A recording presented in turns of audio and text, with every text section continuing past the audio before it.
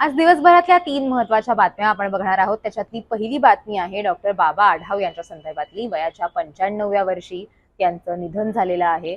9 डिसेंबरला त्यांच्यावरती अंत्यसंस्कार जे आहेत ते पार पडणार आहेत. एक सामाजिक कार्यकर्ते आणि शेतकऱ्यांचे आणि कामगारांचे नेते म्हणून त्यांची ओळख होती. एक गाव एक पाणवठा ही मोहीम जी आहे ती त्यांनी राबवलेली होती आणि कायमच राजकारणाबद्दल सुद्धा त्यांनी परखडपणे त्यांचं मत मांडलेलं होतं.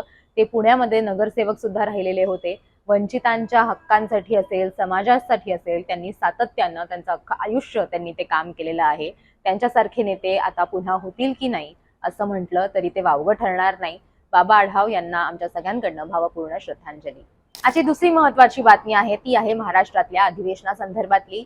गेल्या अनेक दिवसांपासून महिन्यांपासून खरं तर चर्चा आहे की विरोधी पक्षनेतेपद हे कोणाकडे जाणार. महाराष्ट्रात सध्या एक विरोधी पक्षनेता नाहीये आणि उद्धव ठाकरेंचा पक्ष शिवसेना यांच्याकडनं असं म्हटलं जात होतं की आम्हाला हे पद मिळावं आणि त्याच्यासाठी भास्कर जाधव यांचं नाव हे चर्चेत होतं की त्यांना हे पद कदाचित मिळू शकेल. मात्र आता अशी बातमी समोर आलेली आहे की कदाचित आदित्य ठाकरे यांना विरोधी पक्षनेतेपद दिलं जाईल, कारण उद्धव ठाकरे यांच्याकडनं त्यांच्या नावाची शिफारस जी आहे ती मुख्यमंत्र्यांकडे केली जाते असं शंभूराज देसाई म्हटलेले आहेत. मात्र आदित्य ठाकरे यांना ज्या वेळेला याबद्दल प्रश्न विचारण्यात आला त्यावेळेला ते असं म्हणाले की या सगळ्या अफवा आहेत, ही एक पेरलेली बातमी आहे आणि याच्यावरती तुम्ही विश्वास ठेवू नका.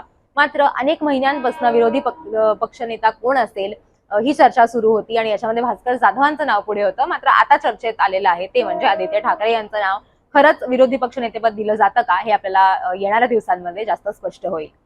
आजची तिसरी महत्वाची बातमी होती ती म्हणजे संसदीय अधिवेशनासंदर्भातली. लोकसभेमध्ये अधिवेशन सुरू होतं आणि लोकसभेत आज चर्चा होती ती म्हणजे वंदे मातरमची. वंदे मातरमला 150 वर्ष पूर्ण झाली आहेत, यासाठी ही चर्चा जी आहे त्याचं आयोजन करण्यात आलेलं होतं. भाजपकडनं सातत्यानं काँग्रेसवरती हे आरोप केले जात होते की त्यांनी मुस्लिम समाजासाठी किंवा त्यांच्या दबावाखाली येऊन जिना यांच्या दबावाखाली येऊन कसं वंदे मातरमची तोडमोड केली.